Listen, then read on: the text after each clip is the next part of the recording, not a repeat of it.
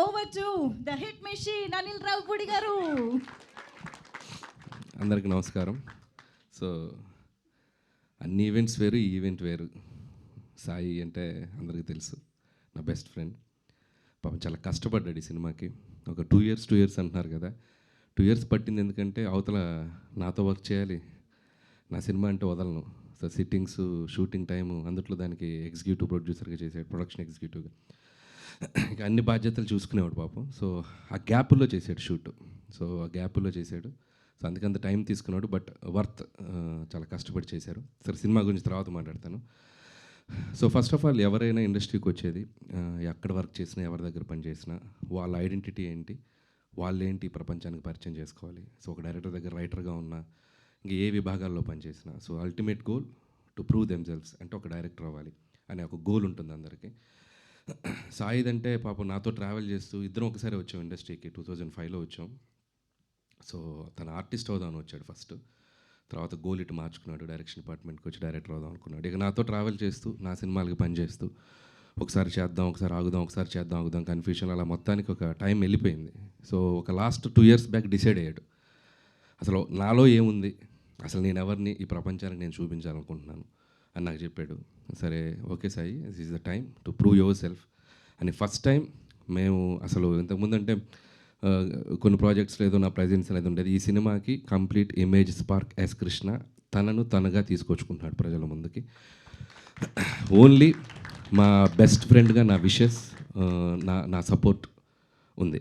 Script దగ్గర నుంచి, music దగ్గర నుంచి, ఎడిట్ దగ్గర నుంచి మొత్తం అన్నీ తానే ఫాలో అవుతూ ఒక్కడే ఈ సినిమాని తన భుజాల మీద తీసుకొచ్చాడు. మీరు ఇప్పుడు టీజర్ చూస్తే ఎంత ప్రామిసింగ్గా ఉంది, ఎంత యూత్ఫుల్గా ఉంది, ఎంత ట్రెండీగా ఉంది మీరు చూశారు.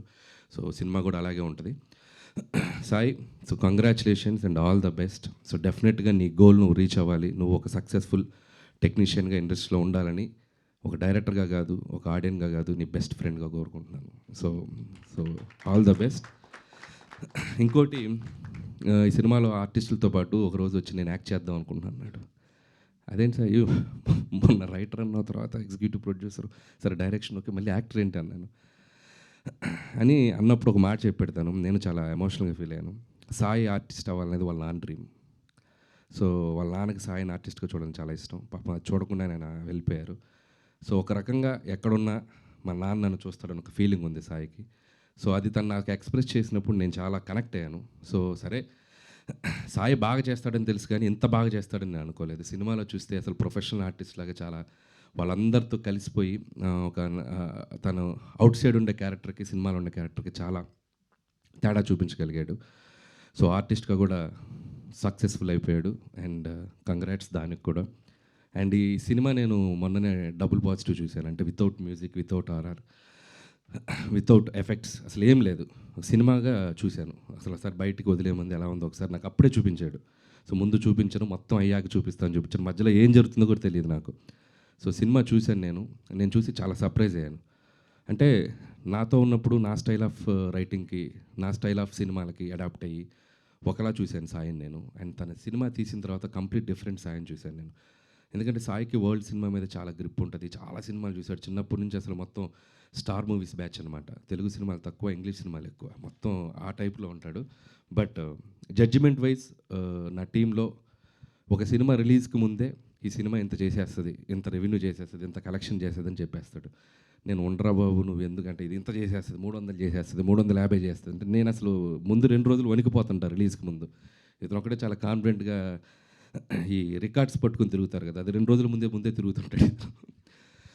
సో అంత ప్రాపర్ జడ్జిమెంట్ ఉన్న టెక్నీషియన్.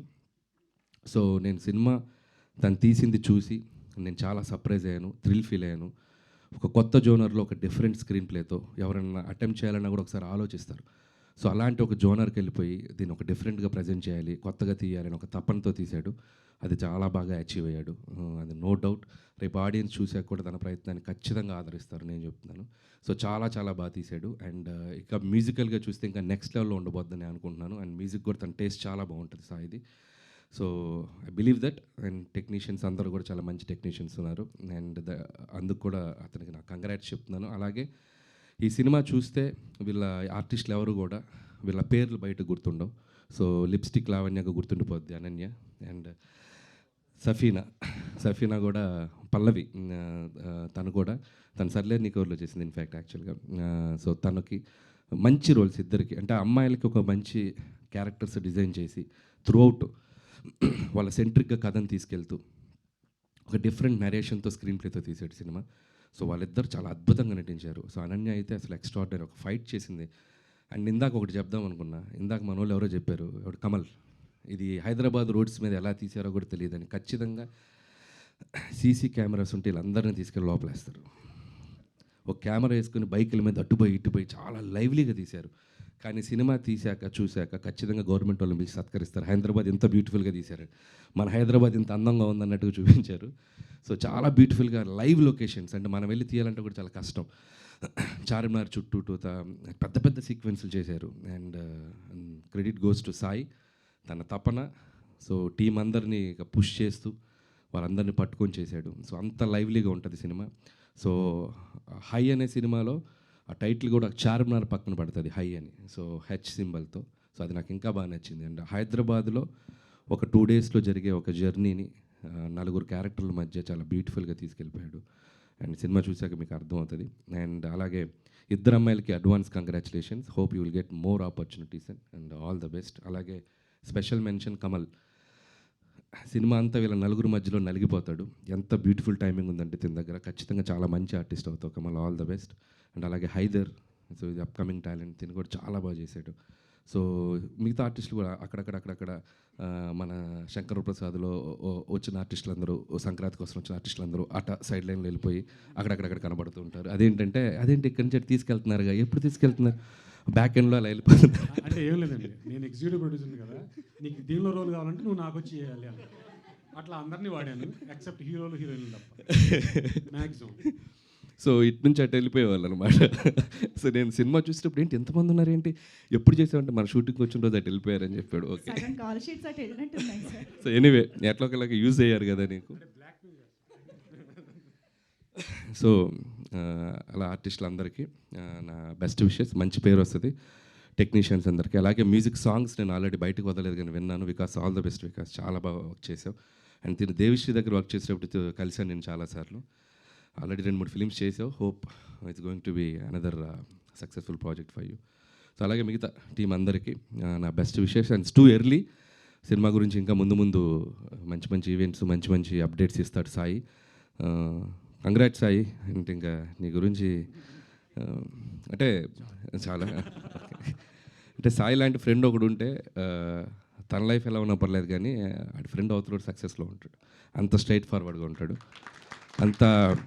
అంత ముక్కుసూటిగా ఉంటాడు. మొహం మీద మనకు తప్పు చెప్పేవాడు లేకపోతే, మనం పని చేసేటప్పుడు ఇది తప్పు అని మనకు వేలెత్తి చూపేవాడు పక్కన, లేకపోతే మనం ఎక్కువ తప్పులు చేస్తాం.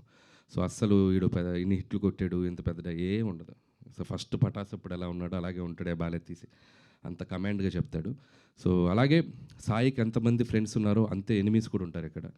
ఎందుకంటే సాయి స్ట్రైట్ ఫార్వర్డ్, అసలు తప్పుని తీసుకోలేడు. చాలామంది సాయిని బయట తిట్టుకుంటారు, బట్ ఎవరెంత హేట్ చేసినా వాళ్ళు లవ్ చేస్తాడు. సో ఏదన్నా ఉంటే పాపం వాళ్ళకి చేయలే, పాపం నాతో మాట్లాడకుండా పర్లేదు, వాళ్ళకి హెల్ప్ చేయలే, నన్ను ఆపడం, నాకు పడలేదు వాళ్ళు, బట్ నువ్వు చేసుకో హెల్ప్, నాయన. అంత గుడ్ హ్యూమన్ హార్ట్ ఉంది దానికి. కాకపోతే కొద్దిగా కోపం ఎక్కువ, అదొకటే.